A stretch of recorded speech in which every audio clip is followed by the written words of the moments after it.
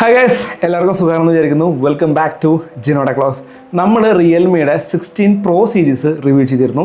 അപ്പോൾ ഇന്ന് നമുക്ക് റിവ്യൂ ചെയ്യണത് റിയൽമിയുടെ 16 എന്ന് പറഞ്ഞിട്ടുള്ള ഈ ഒരു ഫോണാണ്. റിയൽമിയുടെ 16 Pro സീരീസിനെ കമ്പയർ ചെയ്യുമ്പോൾ ഈ ഒരു ഫോൺ കുറച്ചുകൂടി ഡിഫറൻ്റ് ആയിട്ടുള്ള ഡിസൈനാണ് വന്നിട്ടുള്ളത്. സോ നമുക്ക് എന്തായാലും ഒന്ന് അൺബോക്സ് ചെയ്ത് നോക്കാം. അൺബോക്സ് ചെയ്ത് കഴിഞ്ഞാൽ നമുക്ക് ആദ്യം തന്നെ ഈ ഒരു ഫോണിൻ്റെ കേസും അതുപോലെ തന്നെ കുറച്ച് പേപ്പേഴ്സ് ആയിട്ടുള്ളൊരു ചെറിയ ബോക്സ് കിട്ടും. നമുക്ക് ട്രാൻസ്പെറൻറ്റ് കേസാണ് വരുന്നത്. അതുപോലെ തന്നെ ഇതാണ് നമ്മുടെ ഡിവൈസ് വരുന്നത്. എങ്ങനെയുണ്ട് ഗൈസ് ഡിസൈൻ? കുറച്ചുകൂടി ഡിഫറൻ്റ് ആയിട്ടുള്ള വന്നിട്ടുള്ളത്. ഇനി നമുക്ക് ബോക്സിൽ നോക്കുകയാണെങ്കിൽ നമുക്ക് 60 വാട്ടിൻ്റെ ഒരു ഫാസ്റ്റ് ചാർജർ ഓൾറെഡി ബോക്സിൻ്റെ അകത്ത് വരുന്നതായിട്ട് കാണാൻ സാധിക്കും. ഇതൊക്കെയാണ് നമുക്ക് അൺബോക്സ് ചെയ്ത് കിട്ടുന്നത്. ഇനി നമുക്ക് ഈ ഒരു ഫോണിൻ്റെ കൂടുതൽ ഡീറ്റെയിൽസിലേക്ക് പോകാം. ആസ് യൂഷ്വൽ ഈ ഒരു ഫോണിൻ്റെ ഡിസൈൻ പാർട്ടിനെ പറ്റി നമുക്ക് സംസാരിക്കാം. ഈ ഒരു ഫോണിൻ്റെ ഡിസൈൻ വേറെ ലെവലായിട്ടുണ്ട്. എന്താണ് പറയാൻ കാരണം എന്ന് വെച്ച് കഴിഞ്ഞാൽ ഈ ഒരു ഫോണിൽ ആക്ച്വലി ഒരു 50 മെഗാപിക്സലിൻ്റെ ഒരു സെൻസറേ ഉള്ളൂ. എന്നാൽ ഈ ഒരു ക്യാമറ മൊഡ്യൂൾ നോക്കുക ഗൈസ്, പുറമേ നിന്ന് കാണുന്ന ഒരാൾക്കാർ മിനിമം ഒരു 3 ക്യാമറ ഉണ്ടെന്ന് വിചാരിക്കും. അതിന് കാരണം ഈ ഒരു 50 മെഗാപിക്സൽ ക്യാമറയുടെ പെർഫോമൻസ് ഇമ്പ്രൂവ് ചെയ്യാനായിട്ട് ഇവർ ആഡ് ചെയ്തിട്ടുള്ള 2 ഓക്സിലറി ലെൻസ് കൂടിയും ഇതിൽ വരുന്നുണ്ട് എന്നുള്ള കാര്യമാണ്. സോ ആ ഒരു ക്യാമറ മൊഡ്യൂൾ ഈ ഒരു പ്രൈസ് റേഞ്ചിൽ നല്ല അടിപൊളിയായിട്ട് ഡിസൈൻ ചെയ്ത പോലെ തോന്നി. കാണുമ്പോൾ നമ്മുടെ പിക്സലിൻ്റെയൊക്കെ ഡിസൈൻ പോലെ തോന്നുന്നുണ്ട്. അതുപോലെ തന്നെ X300 FE എന്ന് പറഞ്ഞിട്ടുള്ള ഫോണ് ഈ ഒരു ഡിസൈനിലായിരിക്കും വരാൻ പോകുന്നതെന്നൊക്കെ നമ്മൾ കേട്ടിരുന്നു. സോ അതിൻ്റെയൊക്കെ ഒരു ഫീൽ വരുന്നുണ്ട്. എന്നിരുന്നാലും ഇതൊരു ഇപ്പോൾ ഇറങ്ങിയിട്ടുള്ള ഫോണുകൾ വെച്ച് നല്ലൊരു യൂണീക്ക് ആയിട്ടുള്ള ഡിസൈൻ പോലെ തോന്നി. അതിലുപരി ഇതിൻ്റെ സൈഡിൽ നമുക്കൊരു റിംഗ് ലൈറ്റും വരുന്നുണ്ട്, അതേപോലെ തന്നെ ഒരു മിററും വരുന്നുണ്ട്. സോ നമ്മൾ റിയർ സൈഡിൽ നിന്നൊക്കെ നമ്മളിങ്ങനെ ഫോട്ടോ എടുക്കുമ്പോൾ ആ ഒരു മിററിൽ നോക്കിയിട്ട് നമ്മുടെ ആ ഒരു ക്യാമറ പൊസിഷനൊക്കെ മനസ്സിലാക്കാനായിട്ട് സാധിക്കുന്നുണ്ട്. അതുപോലെ തന്നെ ഇതിൻ്റെ ഒരു ബിൽഡ് ക്വാളിറ്റി നോക്കുകയാണെങ്കിൽ ആക്ച്വലി ഇതൊരു പ്ലാസ്റ്റിക് ഫ്രെയിമിലാണ് വന്നിട്ടുള്ളത്. ബട്ട് നമുക്കിത് കണ്ടു കഴിഞ്ഞാൽ ഒരു മെറ്റാലിക് ഫ്രെയിമിൻ്റെ ഒരു ഫീലാണ് ആക്ച്വലി ഇതിന് തോന്നുന്നത്. കാരണം അത്രയും പെർഫെക്റ്റ് ആയിട്ടാണ് ഇതിൻ്റെ ആ ഒരു പ്ലാസ്റ്റിക് ബിൽഡ് നടത്തിയിട്ടുള്ളത്. റിയർ സൈഡ് നോക്കുകയാണെങ്കിലും അതൊരു പ്ലാസ്റ്റിക് ഫീലാണ്. എന്നാൽ നല്ലൊരു മാറ്റ് ഫിനിഷാണ് വരുന്നത്. ഈ ഒരു കളറിൻ്റെ പേര് വൈറ്റ് സ്വാൻ എന്നാണ് ഞാൻ മനസ്സിലാക്കിയത്. കാരണം ഇതിൻ്റെ കൂടുതൽ ഡീറ്റെയിൽസ് ഒന്നും ഇത് ഇവരുടെ ഒഫീഷ്യൽ സൈറ്റിൽ എത്തിയിട്ടില്ല. സോ ഈ ഒരു വൈറ്റ് സ്വാൻ കളറിൻ്റെ ബാക്കിലായിട്ട് ഇവിടെ ഒരു ഡിസൈൻ നിങ്ങൾക്ക് കാണാൻ പറ്റും. കണ്ട ഒരു ചെറിയ ഡിസൈൻ റിയൽമിയുടെ ചില ഫോണുകളിൽ അല്ലെങ്കിൽ ഓപ്പോൻ്റെ ചില ഫോണുകളിലൊക്കെ ഓൾറെഡി ഇതുപോലത്തെ ചില ഡിസൈൻ പരിപാടികൾ വരുന്നതാണ്. ബട്ട് എനിക്ക് പേഴ്സണലി ആ ഡിസൈൻ പരിപാടികളോട് ഇഷ്ടമല്ല. ഇഷ്ടമുള്ള ആൾക്കാർക്ക് അതെന്തായാലും എടുക്കാം. അതുപോലെ തന്നെ ഇതിൻ്റെ ഒരു ബ്ലാക്ക് കളറോണി വരുന്നുണ്ട്. സോ ഒരു ബ്ലാക്ക് ക്ലൗഡ് എന്ന് പറഞ്ഞിട്ടുള്ള ഒരു കളറോണി അവൈലബിൾ ആയിരിക്കും എന്നാണ് ഞാൻ അറിയാൻ സാധിച്ചത്. സോ ഇതൊക്കെയാണ് നമുക്ക് ഡിസൈനിൽ ഒറ്റയടിക്ക് പറയാനുള്ളത്. പിന്നെ ഇതിൻ്റെ റേറ്റിംഗ് നോക്കുകയാണെങ്കിൽ IP69 കെയുടെ 69K അല്ല 69 Pro എന്നെന്തോ പറഞ്ഞിട്ടുള്ള ഒരു റേറ്റിംഗ് വരുന്നുണ്ട്. അതായത് IP69 എബോ ആയിട്ടുള്ള ഒരു റേറ്റിംഗ് ആണ് ഈ ഒരു ഫോണിന് വരുന്നത്. അതും എന്തായാലും വേറെ ലെവലായിട്ടുണ്ട്. കാരണം 1 ലക്ഷം 1 ലക്ഷത്തി 1.5 ലക്ഷത്തിൻ്റെ ഒക്കെ പ്രൈസിൽ വരുന്ന ഫോണുകളിലൊക്കെ റേറ്റിംഗ് ഉണ്ടെങ്കിൽ ഇപ്പോഴും IP68 തന്നെയാണ്. ആ ഒരു സാഹചര്യത്തിലാണ് ഇത് അണ്ടർ 20K വരാൻ പോകുന്ന ഒരു ഫോണിൽ IP69 വെച്ചിട്ട് നമ്മുടെ റിയൽമി ഇറക്കുന്നത്. സോ ഈ ഒരു ഫോണിൻ്റെ പ്രൈസ് ഇപ്പോൾ ഏകദേശം 8GB 128 ഒരു അണ്ടർ 20K വരുന്നതാണ് ഞാൻ അറിയാൻ സാധിച്ചത്. പ്രൈസ് ഇപ്പോഴും കറക്റ്റ് ആയിട്ടില്ല. കാരണം ഈ ഒരു ഫോൺ ലോഞ്ച് ചെയ്യാൻ പോകുന്നുള്ളൂ. ലോഞ്ച് ചെയ്താൽ മാത്രമേ ഇതിൻ്റെ പ്രൈസ് കൂടാൻ ചാൻസ് ഉള്ളൂ. എന്നിരുന്നാലും ആ ഒരു 20K ഒരു 20,000 റേഞ്ചിലായിരിക്കും ഇതിൻ്റെ പ്രൈസ് എന്നാണ് പറയാൻ സാധിച്ചത്. പിന്നെ ഇതിൽ തന്നെ നമുക്കൊരു 12GB 256GBയുടെയും വേരിയൻറ്റ് അവൈലബിൾ ആയിരിക്കും. സോ ഇതൊക്കെയാണ് ബിൽഡ് ക്വാളിറ്റിനെ പറ്റിയിട്ട് പറയാനുള്ളത്. പിന്നെ ഡ്യുവൽ സ്പീക്കേഴ്സാണ് വരുന്നത്. അതുപോലെ തന്നെ നമുക്ക് ഒരു SD കാർഡ് സ്ലോട്ടിൻ്റെ ഒരു സംഭവം വരുന്നുണ്ട്. നമുക്ക് ഒരു സിം കാർഡോ അല്ലെങ്കിൽ ഒരു SD കാർഡോ ഇട്ട് യൂസ് ചെയ്യാനായിട്ട് സാധിക്കും. ഇതുപോലെ ചെറിയ ചെറിയ ഫീച്ചേഴ്സൊക്കെ ഈ ഒരു ഫോണിൽ വരുന്നുണ്ട്. കൂടുതൽ ഡീറ്റെയിൽസിലേക്ക് നമുക്ക് കിടക്കാം. ഇനി നമുക്ക് ഈ ഒരു ഫോണിൻ്റെ ക്യാമറയെ പറ്റി സംസാരിക്കാം. ആക്ച്വലി റിയർ സൈഡിൽ നോക്കുന്ന ഒരാൾക്ക് ഈ ഒരു ഫോണിൽ 3 ക്യാമറകളെ പോലെ ഫീൽ ചെയ്യും. എന്നാൽ ഇതിൽ ഒരു 50 മെഗാപിക്സലിൻ്റെ മെയിൻ സെൻസറും ബാക്കി 2 ഓക്സിലറി ലെൻസുകളാണ്. ഈ ഓക്സിലറി ലെൻസുകൾ എന്ന് പറഞ്ഞു കഴിഞ്ഞാൽ ഈ 50 മെഗാപിക്സലിൽ എടുക്കുന്ന ഫോട്ടോസിനെ എൻഹാൻസ് ചെയ്യാൻ വേണ്ടിയിട്ട് കൊടുത്തിട്ടുള്ള സപ്പോർട്ടിങ് സെൻസേഴ്സ്. അത് ഉപയോഗിച്ച് നമുക്ക് ഫോട്ടോ എടുക്കാൻ പറ്റില്ല. അൾട്രാവൈഡോ അല്ലെങ്കിൽ മാക്രോ ലെൻസുകളല്ല അത് ഓക്സിലറി ലെൻസുകളാണ്. ഫോർ എക്സാമ്പിൾ നമ്മളിപ്പോൾ പോർട്രേറ്റ് മോഡിൽ ഫോട്ടോ എടുക്കുന്ന സമയത്ത് നമ്മുടെ ബാക്ക്ഗ്രൗണ്ട് ബ്ലർ ആക്കാനായിട്ട് ഹെൽപ്പ് ചെയ്യുന്നത് ഇത്തരം ഒരു സെൻസറാണ്. ബട്ട് ഇവിടെ 2 സെൻസർ കാണാനുണ്ട്. അതിൻ്റെ കൂടുതൽ ഡീറ്റെയിൽസ് ഇവരുടെ ഡീറ്റെയിൽസ് റിവീൽ ചെയ്താൽ മാത്രമേ നമുക്ക് മനസ്സിലാക്കാൻ സാധിക്കുള്ളൂ. എന്തായാലും റിയർ സൈഡിൽ 3 ക്യാമറ നമുക്ക് ഫീൽ ചെയ്യുമെങ്കിലും ഒരു ക്യാമറയിലാണ് നമുക്ക് ഫോട്ടോ എടുക്കാൻ പറ്റുള്ളൂ. ആ ഒരു ക്യാമറ വെച്ച് നമുക്ക് 10x സൂം ചെയ്തുകൊണ്ട് ഫോട്ടോസ് എടുക്കാൻ പറ്റുന്നുണ്ട്.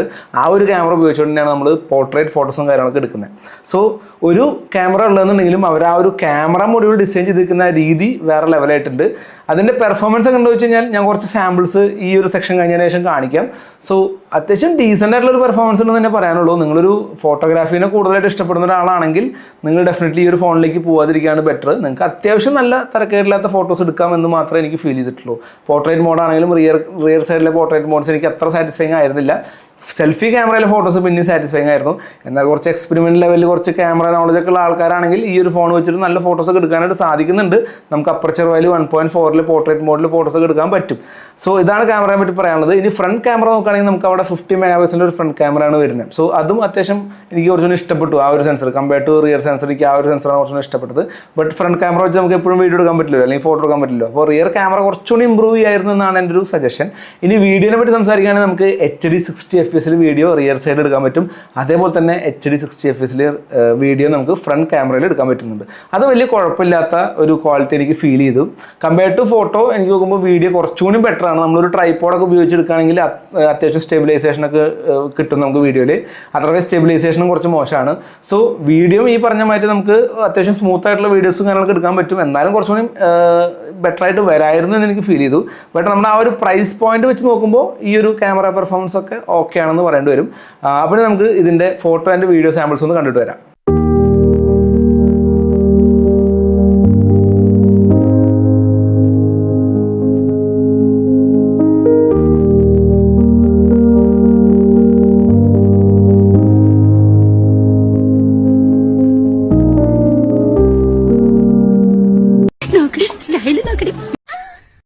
നിന്റെ നുണക്കുഴി കണ്ടപ്പോ കണ്ട് രണ്ട് കണ്ണ്.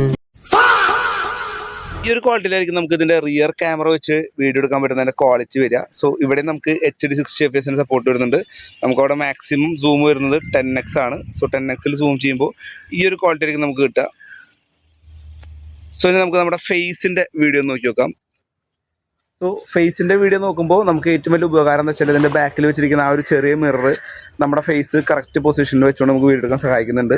സോ അത് നല്ലൊരു ഫീച്ചറായിട്ട് തോന്നി. സോ ഇതാണ് നമ്മുടെ റിയർ ക്യാമറ വീഡിയോ ക്വാളിറ്റി. ഈ ഒരു ക്വാളിറ്റിയിലായിരിക്കും നമുക്ക് Realme 16 ഫ്രണ്ട് ക്യാമറയിൽ വീഡിയോ ഷൂട്ട് ചെയ്യാൻ പറ്റുക. HD 60 FPS വീഡിയോ ഷൂട്ട് ചെയ്യാൻ പറ്റും. സോ ഞാനിപ്പോൾ നിൽക്കുന്ന ഒരു ഷെയ്ഡിലാണ്. നമുക്കിനി സൺലൈറ്റിലേക്ക് ഒന്ന് കടന്നു നോക്കാം. ഈ ഒരു ഫീലായിരിക്കും നമുക്ക് വീഡിയോയിൽ കിട്ടുക. സോ എങ്ങനെയുണ്ടെന്ന് നിങ്ങളതിനെ കമൻറ്റ് ചെയ്യുക. നെക്സ്റ്റ് ഈ ഒരു ഫോണിൻ്റെ പെർഫോമൻസ് സൈഡിലേക്ക് നോക്കുകയാണെങ്കിൽ ഡയമണ്ട്സിറ്റിയുടെ 6400 ടർബോ എന്ന് പറഞ്ഞിട്ടുള്ള ചിപ്സെറ്റാണ് ഇതിൽ വന്നിരിക്കുന്നത്. ഇതൊരു 6 നാനോമീറ്റർ ചിപ്സെറ്റ് ആണ്. നമുക്കറിയാം ഇപ്പോൾ ഏറ്റവും ലേറ്റസ്റ്റ് ആയിട്ട് 3 നാനോമീറ്റർ ചിപ്സെറ്റ്, അതുപോലെ തന്നെ 2 നാനോമീറ്റർ ചിപ്സെറ്റ് ഒക്കെയാണ് പോയിക്കൊണ്ടിരിക്കുന്നത്. നമുക്ക് എത്ര നാനോമീറ്റർ കുറയ്ക്കാൻ പറ്റുമോ അത്രയും ഫാസ്റ്റ് ആയിട്ടുള്ള ചിപ്സെറ്റ് ആയിരിക്കും. ഈ 6 നാനോമീറ്റർ ഒക്കെ കുറച്ച് മുന്നേ ഇറങ്ങിയിട്ടുള്ള ഒരു ചിപ്സെറ്റ് ആണ് എന്നുള്ള കാര്യം മനസ്സിലാക്കി വെക്കുക. പിന്നെ UFS 2.2 സപ്പോർട്ടുള്ളൂ. ഇപ്പോൾ ലേറ്റസ്റ്റ് ആയിട്ടുള്ള 4.1 ഒക്കെയാണ് പോയിക്കൊണ്ടിരിക്കുന്നത്. ഇതിൽ 2.2 ഉള്ളൂ. അതുപോലെ തന്നെ LPDDR4X റാമിൻ്റെ സപ്പോർട്ടാണ് വരുന്നത്. പിന്നെ മാലിയുടെ ഏതൊരു ഗ്രാഫിക്സും വരുന്നുണ്ട്. സോ ഈ ഒരു പ്രൈസ് റേഞ്ചിൽ ഈ ഒരു ചിപ്സെറ്റ് ഒക്കെ തന്നെയാണ് ഇപ്പോൾ കിട്ടുള്ളൂ. ചില ഫോണുകളിലൊക്കെ ഈ 30,000 രൂപയുടെ പ്രൈസ് റേഞ്ചിൽ വരുന്ന ഫോണുകളിൽ വരെ ഇത്തരം ചിപ്സെറ്റുകളാണ് ഇപ്പോൾ വന്നുകൊണ്ടിരിക്കുന്നത്. ആ ഒരു സാഹചര്യത്തിൽ ഈ ഒരു ചിപ്സെറ്റ് ജസ്റ്റ് ഓക്കെയാണ് ഈ ഒരു പ്രൈസ് റേഞ്ചിൽ എന്ന് കരുതി ഈ ഒരു ചിപ്സെറ്റ് ഉപയോഗിച്ച് നമുക്ക് ഹെവി ആയിട്ടുള്ള ഗെയിമിംഗ് കാര്യങ്ങളൊന്നും ചെയ്യാനായിട്ട് സാധിക്കുന്നില്ല. ഇതൊരു നോർമൽ ചെറിയ ചെറിയ ഗെയിമുകളൊക്കെ വേണമെങ്കിൽ കളിക്കാം. ഏറ്റവും കൂടുതൽ ഈ ഒരു ചിപ്സെറ്റ് ഫോക്കസ് ചെയ്യുന്നത് നോർമൽ യൂസേഴ്സിന് വേണ്ടിയിട്ടുള്ളതാണ്. അതായത് നിങ്ങൾ കാര്യമായിട്ടുള്ള ഹെവി ഗെയിമിംഗ് ഇല്ല, കാര്യമായിട്ടുള്ള വീഡിയോ അല്ലെങ്കിൽ ഫോട്ടോ പരിപാടികളില്ല, നിങ്ങൾക്ക് ജസ്റ്റ് ഒരു ഡെയിലി യൂസിന് വേണ്ടി ഉപയോഗിക്കാനുള്ള ഒരു ഫോണ്, എന്നാൽ അത്യാവശ്യം ഹാങ് ഒന്നും ഇല്ലാണ്ട് നല്ല സ്മൂത്ത് ആയിട്ട് പോകണം, അങ്ങനെയുള്ള യൂസേഴ്സിന് വേണ്ടിയിട്ടുള്ളൊരു ഫോണാണിത്. സോ അത് നിങ്ങൾ മനസ്സിലാക്കുക. ഈ ഒരു പ്രൈസ് റേഞ്ചിൽ ഇത്രയും നല്ല ഡിസൈനുള്ള ഫോണാണെന്ന് ചോദിച്ചിട്ട് ഓടിപ്പോയിട്ട് എടുത്തിട്ട് ഇതിൽ ഗെയിമൊന്നും കളിക്കാൻ പറ്റില്ല എന്ന് വിഷമിച്ചിട്ട് കാര്യമില്ല. സോ അതാണ് ഞാൻ പറഞ്ഞത്, ഈ ഫോൺ എടുക്കുന്ന ആൾക്കാർ കൂടുതലും ഗെയിമിംഗ് ഫോക്കസ് ചെയ്യില്ല എന്നാണ് എനിക്ക് തോന്നുന്നത്. ഇതൊരു ഹെവി ആയിട്ടുള്ള ഗെയിമിങ്ങിന് വേണ്ടിയിട്ടുള്ള ഫോണല്ല, എന്നാൽ നോർമലായിട്ടുള്ള ഗെയിമിംഗ് കാര്യങ്ങളൊക്കെ നമുക്ക് ചെയ്യാനായിട്ട് പറ്റുന്നുണ്ട്. അപ്പോൾ നിങ്ങൾ BGMI ഇൻസ്റ്റാൾ ചെയ്ത് കളിക്കാൻ പറ്റുമോ കളിക്കാൻ പറ്റും. ബട്ട് അത് ഹൈ ഗ്രാഫിക്സിൽ ഇട്ടിട്ട് ഹൈ ഫ്രെയിം റേറ്റിലൊക്കെ ഇട്ട് കളിക്കുന്ന സമയത്ത് മാത്രമേ അതിനെ പറ്റിയിട്ട് ചിന്തിക്കേണ്ട ആവശ്യമുള്ളൂ. പിന്നെ ഞാനിതിൽ കാര്യമായിട്ട് ഗെയിമിംഗ് ഒന്നും ടെസ്റ്റ് ചെയ്ത് നോക്കിയിട്ടില്ല. ചിപ്സെറ്റ് 6400 ആണെന്ന് പറഞ്ഞപ്പോൾ തന്നെ പിന്നെ അതിൽ ചെക്ക് ചെയ്ത് നോക്കേണ്ട ആവശ്യമില്ല എന്ന് എനിക്ക് തോന്നി. കാരണം ഇത് ഡെഫിനറ്റ്ലി ഒരു ഗെയിമിങ്ങിന് വേണ്ടിയിട്ടുള്ളൊരു ചിപ്സെറ്റ് അല്ല എന്നുള്ള കാര്യം എന്നെപ്പോൾ തന്നെ നിങ്ങൾക്ക് അറിയുമെന്ന് വിചാരിക്കുന്നു. കാരണം അത്രയും പ്രൈസ് കുറഞ്ഞിട്ടുള്ള ഒരു റേഞ്ചിലാണ് ഈ ഒരു ചിപ്സെറ്റ് വന്നിട്ടുള്ളത്. സോ ഇതാണ് ചിപ്സെറ്റിൻ്റെ പെർഫോമൻസ് ആയിട്ട് പറയാനുള്ളത്. നമുക്ക് ഹാങ്ങോ കാര്യങ്ങളൊന്നും ഇല്ല. സോഫ്റ്റ്വെയർ നമുക്ക് റിയൽമിയുടെ 7 ആണ് വരുന്നത്, UA ആണ് വരുന്നത്. അത്യാവശ്യം സ്മൂത്താണ്, യാതൊരു വിധത്തിലുള്ള പ്രശ്നങ്ങളും കാര്യങ്ങളൊന്നും ഇല്ല. ഇപ്പോൾ യൂസ് ചെയ്യുമ്പോൾ അടിപൊളിയായിട്ട് നമുക്ക് മൾട്ടി ടാസ്കിങ് കാര്യങ്ങളൊക്കെ ചെയ്യാൻ പറ്റുന്നുണ്ട്. മേ ബി ഒരു ലോങ് ഇയേഴ്സ് കഴിഞ്ഞിട്ടുള്ള സിറ്റുവേഷൻ മാത്രമേ നമുക്കൊരു ഡൗട്ട്ഫുൾ ആയിട്ടുള്ളൂ. ബാക്കി ഇപ്പോൾ സംഗതിയൊക്കെ സ്മൂത്താണ്. നെക്സ്റ്റ് നമുക്ക് ഈ ഒരു ഫോണിൻ്റെ ഡിസ്പ്ലേനെ പറ്റി സംസാരിക്കുമ്പോൾ ഈ ഒരു ഫോണിൽ വന്നിട്ടുള്ളത് 6.57 ഇഞ്ച് സൈസുള്ള ഒരു AMOLED LED പാനലാണ്. സാധാരണ ഈ ഒരു പ്രൈസ് റേഞ്ചിലേക്ക് വരുമ്പോൾ ചില ബ്രാൻഡുകൾ IPS ഡിസ്പ്ലേ ഒക്കെ ആക്കാറുണ്ട്. എന്നാൽ ഇവരിപ്പോഴും AMOLED ഡിസ്പ്ലേനെ കൊടുക്കുന്നത് അത് അടിപൊളിയായിട്ട് എനിക്ക് ഫീൽ ചെയ്തു. 120 Hz റിഫ്രഷ് റേറ്റ് ഉണ്ട്. അതുപോലെ തന്നെ 4500 നിറ്റ്സിൻ്റെ പീക്ക് ബ്രൈറ്റ്നസ് വരുന്നുണ്ട്. 1400 നിറ്റ്സിൻ്റെ HBM ബ്രൈറ്റ്നസ് വരുന്നുണ്ട്, 1000 നിറ്റ്സിൻ്റെ നോർമൽ ബ്രൈറ്റ്നസ് വരുന്നുണ്ട്. സോ ബ്രൈറ്റ്നസും കാര്യങ്ങളൊക്കെ സെറ്റാണ്. പിന്നെ 2160 ഹെഡ്സിൻ്റെ PWM ഡിമ്മിങ് കാര്യങ്ങളൊക്കെ വരുന്നുണ്ട്.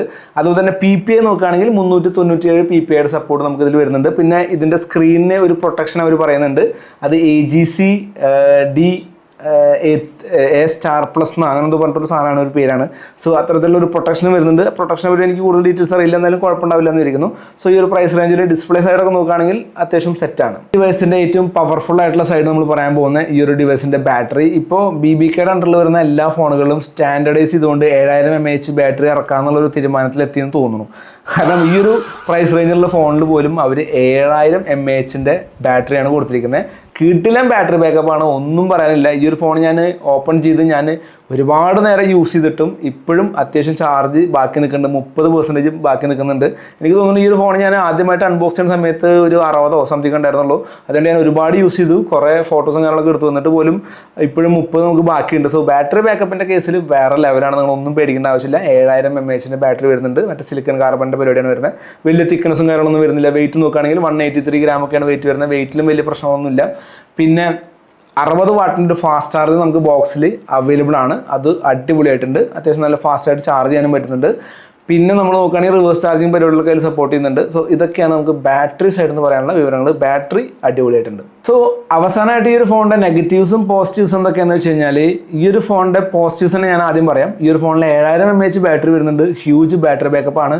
ഈ ഒരു ഫോണിൻ്റെ ഡിസൈൻ അടിപൊളിയായിട്ടുണ്ട്. അതുപോലെ തന്നെ ഈ ഒരു മിറർ പരിപാടി, അത് സംഭവം വളരെ സിമ്പിളായിട്ടുള്ള ടെക്നിക്കാണെങ്കിലും ഇതിൽ വെച്ചിട്ടുള്ള ഈ ഒരു മിറർ കാരണം നമുക്ക് റിയർ ക്യാമറ ഉപയോഗിച്ച് ഫോട്ടോസും വീഡിയോസും എടുക്കുമ്പോൾ നമുക്ക് കറക്റ്റായിട്ട് എടുക്കാൻ പറ്റുന്നുണ്ട്. നിങ്ങളൊന്ന് കറക്റ്റ് പൊസിഷൻ ഒന്ന് പഠിച്ചാൽ മതി. ആദ്യത്തെ പ്രാവശ്യം എടുക്കുമ്പോൾ ശരിയായി വരില്ല. അപ്പോൾ അതിനനുസരിച്ച് ഒന്ന് അഡ്ജസ്റ്റ് ചെയ്ത് പിടിച്ച് കഴിഞ്ഞാൽ പിന്നെ അവിടെ നിന്ന് നിങ്ങൾക്ക് ഈസി ആയിട്ട് എടുക്കാൻ പറ്റും. സോ ആ ഒരു സംഭവം സിമ്പിൾ പരിപാടിയാണെങ്കിലും എനിക്ക് ഒരുപാട് ഇഷ്ടപ്പെട്ടു. ഡിസൈനും അത്യാവശ്യം സെറ്റാണ്.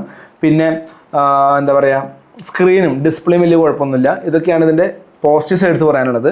ഇനി നെഗറ്റീവ് സൈഡ്സായിട്ട് തോന്നിയത്, ക്യാമറയിൽ കുറച്ചുകൂടി ഇമ്പ്രൂവ്മെൻറ്റ്സ് കൊണ്ടുവരായിരുന്നു. ഒരു നോർമൽ പെർഫോമൻസുള്ള ക്യാമറ ഫീൽ ചെയ്തുള്ളൂ. അതുപോലെ തന്നെ ചിപ്സെറ്റ് കുറച്ചുകൂടി ഇമ്പ്രൂവ് ചെയ്ത് കൊണ്ടുവരായിരുന്നു. ഒരു ഡയമണ്ട്സിയുടെ ഒരു 7000 സീരീസ് കൂടി വന്നു കഴിഞ്ഞെങ്കിൽ കുറച്ചുകൂടി അടിപൊളിയായെന്ന് തോന്നി.